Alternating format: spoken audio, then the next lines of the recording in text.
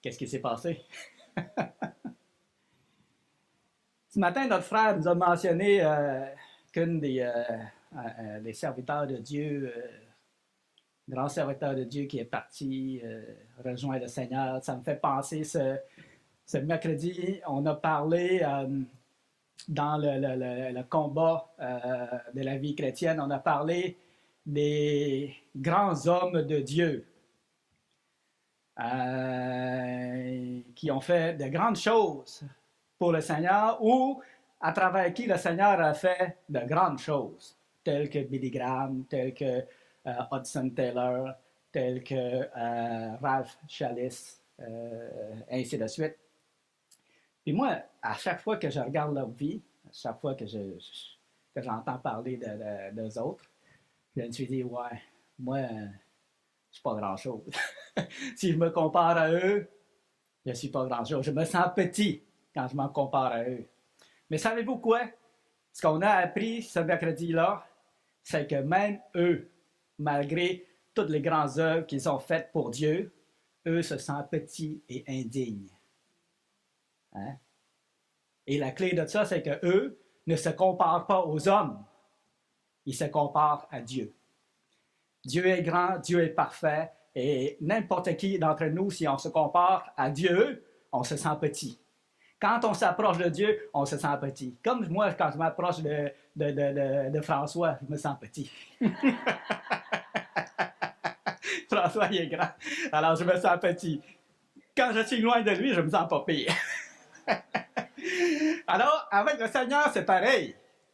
Quand on se tient éloigné de Dieu, on va se sentir pas pire.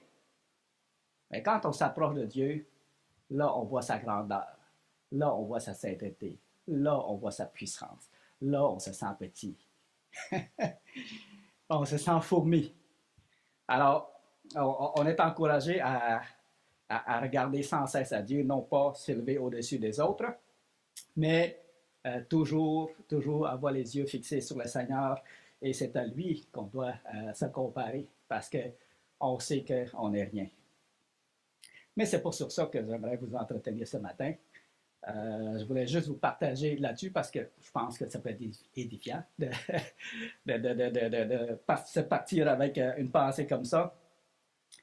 Ce matin, si vous voulez bien, tournez votre Bible dans le psaume 119, un verset que j'avais décidé juste ce matin, qu'on le lirait ensemble pour commencer, introduire.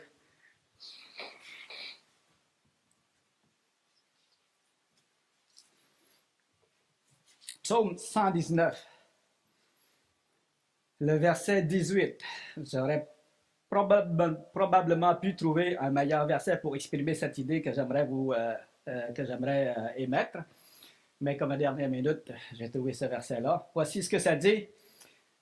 Psaume 119, le verset 18. « Ouvre mes yeux pour que je contemple les merveilles de ta loi. »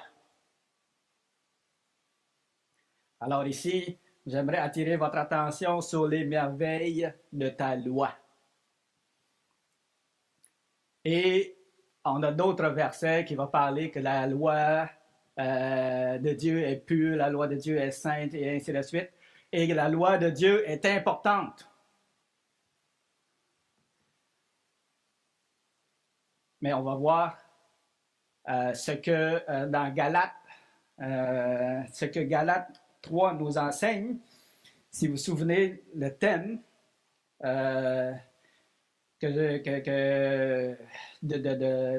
du chapitre 3 de Galates, c'est toujours la comparaison là, de la loi versus la foi. Et dans cette comparaison-là, la foi est sortie vainqueur.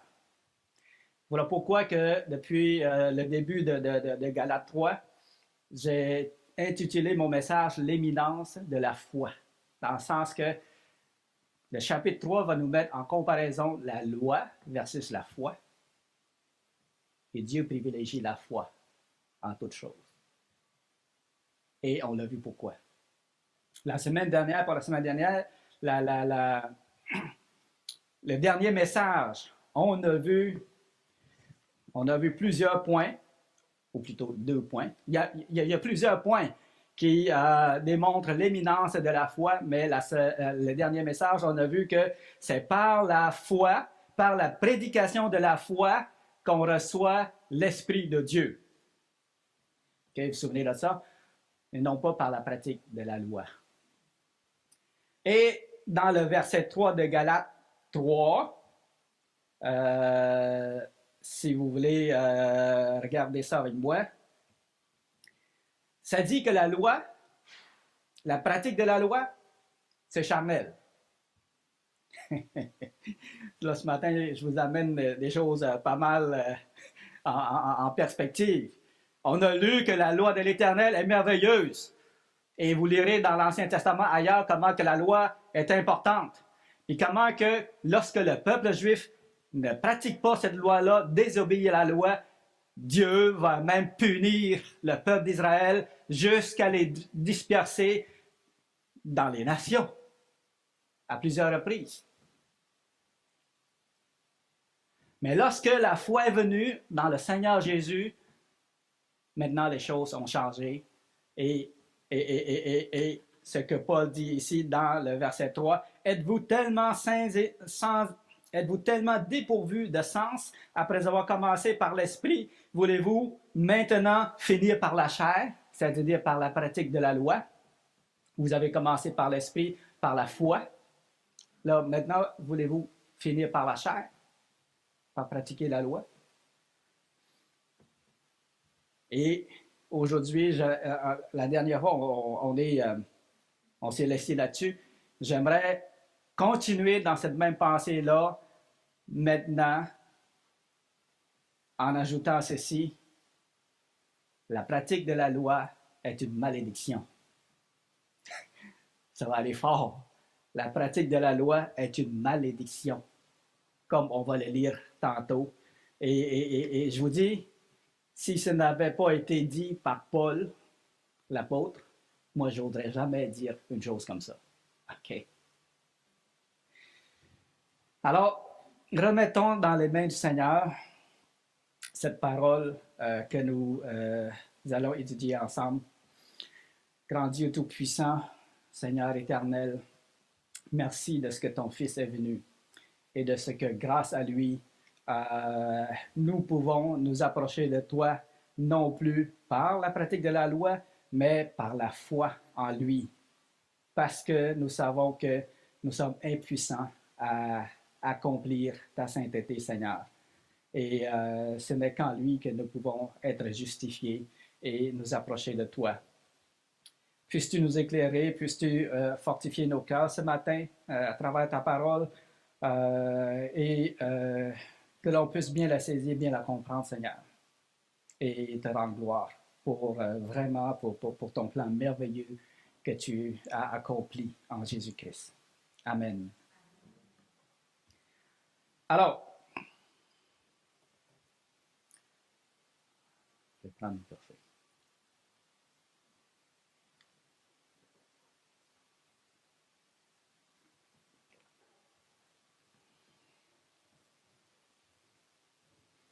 Tournez avec moi, déjà dans Galates 3. Allons lire le verset 10, de 10 à 14. Ça dit ceci. Car tous ceux qui s'attachent aux œuvres de la loi sont sous la malédiction.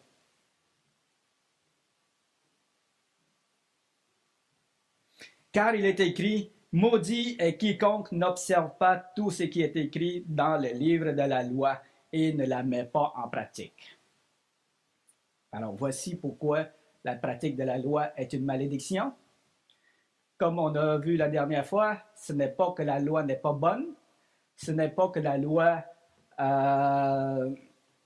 est une malédiction comme telle, dans le sens que c'est pas que la loi est mauvaise. C'est la nature humaine qui est déchue, qui est incapable de satisfaire à cette loi-là. OK? Et ici, Paul nous précise un peu plus. Pourquoi? Ben, c'est parce que oui, on est capable de faire certaines choses, d'accomplir certaines choses selon les exigences de la loi, mais pas toutes. Il dit ici, maudit quiconque n'observe pas tout ce qui est écrit dans le livre de la loi et ne la met pas en pratique. Jacques nous donne une explication encore plus précise dans Jacques 2, le verset 10 à 11.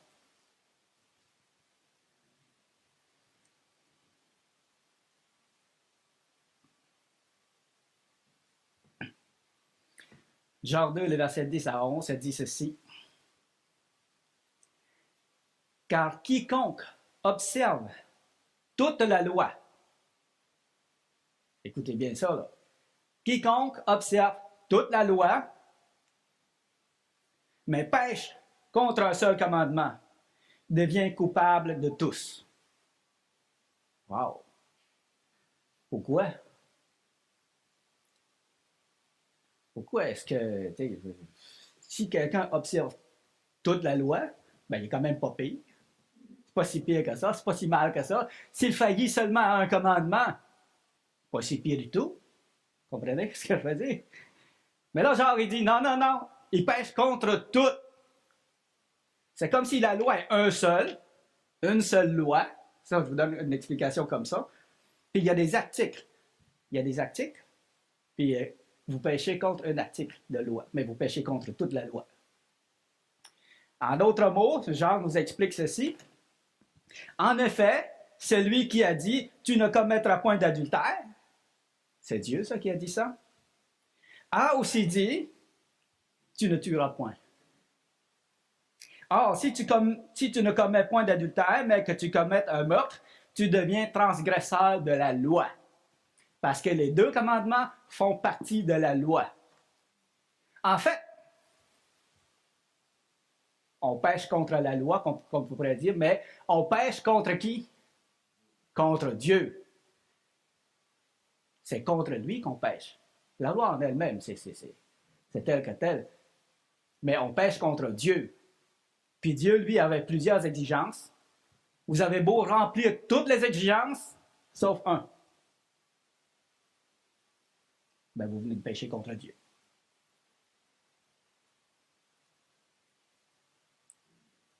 Voilà pourquoi que c'est impossible. C'est impossible pour l'homme vraiment de ne pas pécher ou de satisfaire à la sainteté de Dieu. La nature humaine ne peut pas satisfaire la sainteté de Dieu. Et la parole de Dieu nous enseigne que même le plus petit péché nous fait mériter le feu éternel.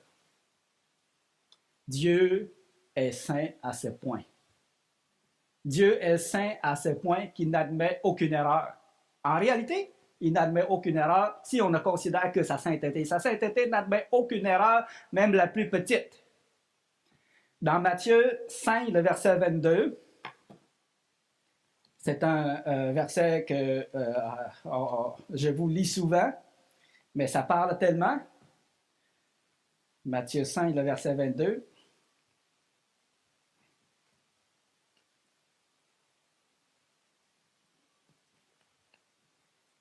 Mais moi, je vous dis que quiconque se met en colère contre son frère, il mérite juste une réprimande. Parce que en fait, c'était juste un petit péché. C'est ça, c'est écrit. C'est pas juste une petite réprimande, hein? Alors, est-ce que celui qui se met en colère contre son frère mérite d'être puni par les juges? Que celui qui dira à son frère Raka mérite d'être puni par le Sanhédrin et que celui qui lui dira insensé mérite d'être puni par le feu de la géhenne. Vous dites insensé à un frère, vous le traitez d'insensé, vous le traitez de fou. Dans notre culture ici, on aime ça, dire « il est malade ». Vous venez de pécher. Vous venez de pécher. Et vous méritez le feu éternel. ou tout autre commentaire rabaissant à l'endroit de votre prochain. Selon la sainteté de Dieu, c'est inadmissible. Vous comprenez ça? C'est inadmissible. Et on mérite d'être puni par le feu de la géhenne. Alors, comment est-ce que la nature humaine peut satisfaire à cette sainteté-là? On ne peut pas. On ne peut pas. Continuons à lire. La dernière fois, on a lu dans Romains 7. Et ça révèle vraiment, vraiment. Je suis content que l'apôtre Paul ait écrit ça dans Romains 7. La nature humaine, comment qu'on est misérable face à la sainteté de Dieu. Romains 7, le verset 14, on avait lu du verset 7 au 14 la dernière fois, mais on va lire de 14 à 25 à peu près. Nous savons en effet que la loi est spirituelle, comme on l'a mentionné tantôt, mais moi je suis charnel, vendu au péché. Je ne sais pas ce que je fais, je ne fais point ce que je veux, et je fais ce que je hais. Est-ce que ça vous ressemble? Est-ce que ça... Moi, ça me ressemble, ça. Ça me ressemble. Heureusement, moi, quand je dis ça, là, ouf, Paul, heureusement, tu as écrit ça parce que il me semble que je me sentirais à l'aise, mal à l'aise, tout le temps, de ne pas être capable de satisfaire la sainteté de Dieu.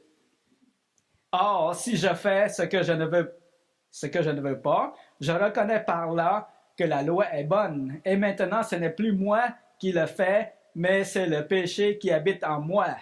Ce qui est bon, je le sais, n'habite pas en moi, c'est-à-dire dans ma chair. J'ai la volonté, mais non le pouvoir de faire le bien. OK? Car je ne fais pas le bien que je veux et je fais le mal que je ne veux pas. Et ce n'est pas n'importe qui dit ça ici, là. C'est l'homme intérieur, comme on va voir. Et si je fais ce que je ne veux pas, ce n'est plus moi qui le fais, c'est le péché qui habite en moi. Je trouve donc en moi cette loi. Quand je veux faire le bien, le mal est attaché à moi. Car je prends plaisir à la loi de Dieu selon l'homme intérieur. Et ici, là, ça me rejoint. Notre homme intérieur veut plaire à Dieu. L'homme qui est régénéré par le Saint-Esprit, qui est converti, qui est guidé par l'Esprit de Dieu, cet homme-là veut faire la volonté de Dieu. Cet homme-là veut faire ce qui est bien. Mais je vois dans mes membres une autre loi qui lutte contre la loi de mon entendement et qui me rend captif à la loi du péché qui est dans mes membres. Et là, l'apôtre Paul va dire ceci. Misérable que je suis, qui me délivrera du corps de cette mort? Qui me délivrera de ce corps de mort?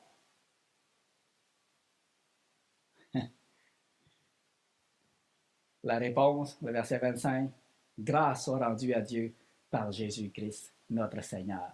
C'est lui qui va nous délivrer de ce corps de mort. OK?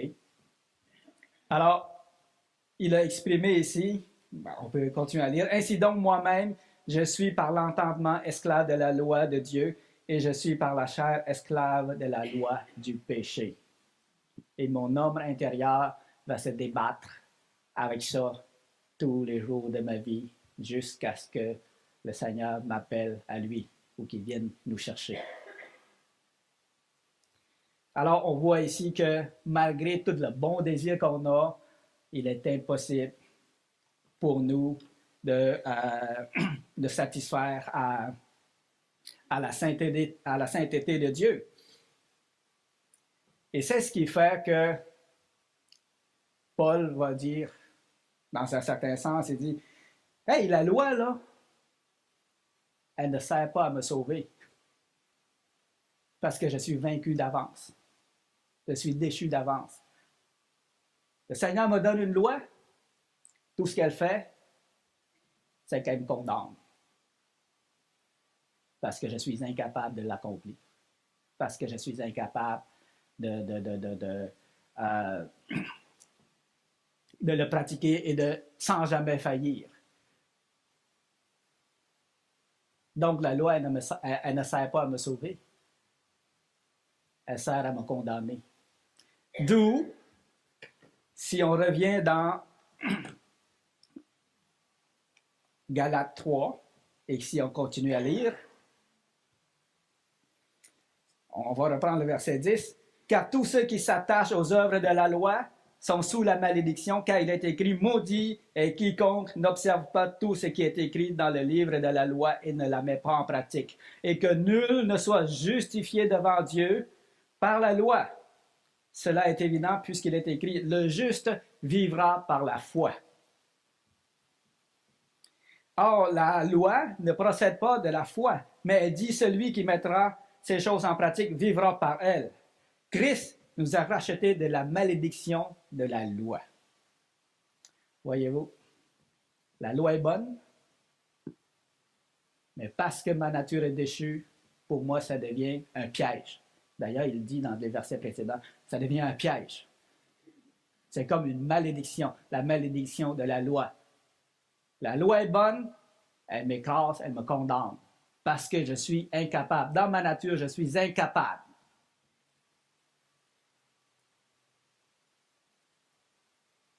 Et Christ, Jésus-Christ, est venu nous racheter de la malédiction de la loi, étant devenu malédiction pour nous, car il est écrit, maudit est quiconque est pendu au bois. Okay? Donc, le Seigneur Jésus, lui qui n'a pas péché, a subi la condamnation du péché à notre place, de sorte que tous ceux qui croient en lui sont justifiés en lui. Alors, c'est par la foi. C'est par la foi. Afin que la bénédiction d'Abraham eût pour les païens son accomplissement en Jésus-Christ et que nous reçussions par la foi l'Esprit qui avait été promis.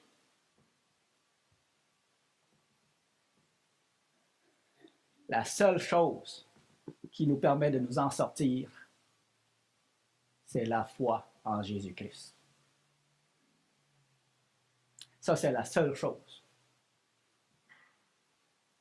Personne ne va pouvoir aller au ciel par la pratique de la loi ou par les bonnes œuvres. La loi, justement, est là pour nous montrer la grandeur de Dieu, sa sainteté parfaite, puis la faillibilité de l'homme. C'est pas pour rien que durant toute l'histoire de l'Ancien Testament, on voit comment que le peuple d'Israël a dérapé par rapport à la pratique de cette loi-là. Puis comment que la colère de Dieu s'est enflammée contre eux à plusieurs reprises. Dieu a envoyé les prophètes pour leur dire « Ne t'égare pas, reviens ». Là, il les met en garde de toutes sortes de façons et il les punit de toutes sortes de façons. Ça fait juste montrer que l'homme est incapable.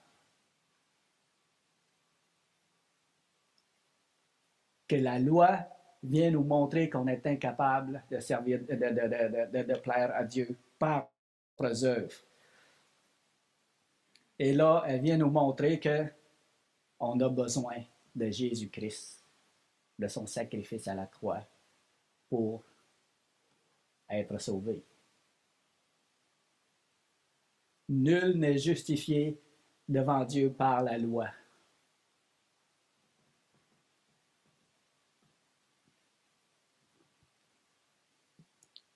Alors,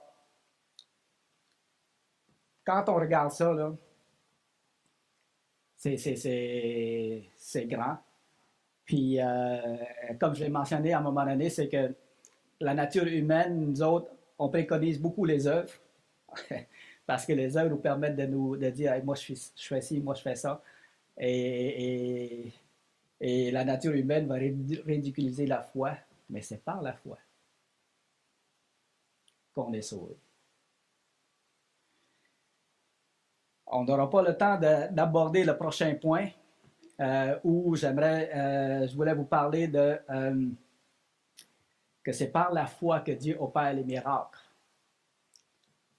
et non par la pratique de la loi. J'aimerais ça à un moment donné d'en parler, mais on y reviendra. Alors,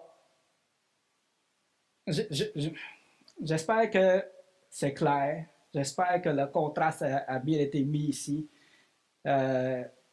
D'entrée de jeu, comment que la loi est merveilleuse, mais à cause de la nature humaine, la pratique de cette loi-là est devenue une malédiction, mais Jésus nous en délivre. OK? Prions. Seigneur Dieu Tout-Puissant, que ton nom soit béni, Seigneur. Encore une fois, merci, Seigneur Dieu, d'avoir envoyé le Seigneur Jésus mourir sur la croix pour nous, subir la colère de Dieu, parce que le péché est tellement laid, est tellement répréhensible, même le plus petit péché nous fait mériter le feu éternel. On voit comment tu es saint, on voit comment tu es, que ta sainteté est parfaite, Seigneur, et qu'on ne peut pas le satisfaire. C'est en Jésus seul, en croyant en lui seul, qu'on peut être justifié, Seigneur. Alors, merci de nous avoir donné ce moyen-là, le moyen de salut en lui par la foi, Seigneur. Et puisses cet évangile de paix, le salut par la foi, être prêché dans le monde entier, qu'il puisse toucher les cœurs encore et que des gens viennent encore à toi et soient sauvés, Seigneur. Nous t'en prions. Amen.